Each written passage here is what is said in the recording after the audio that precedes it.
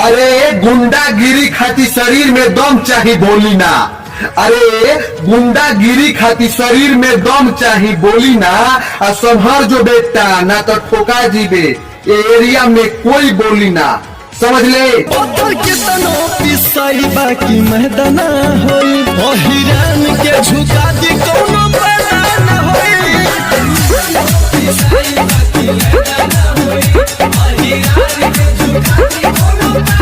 अरे बेटा तोरा के एक सलाह दे तनी मान जो।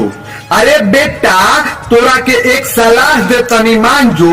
ई प्रेमराज शेर है बेटा, आज से तू जान जो, समझ ले। आ न तो ठोका जीबे साले। केहू के ना दाल गली अहिर के राज चली।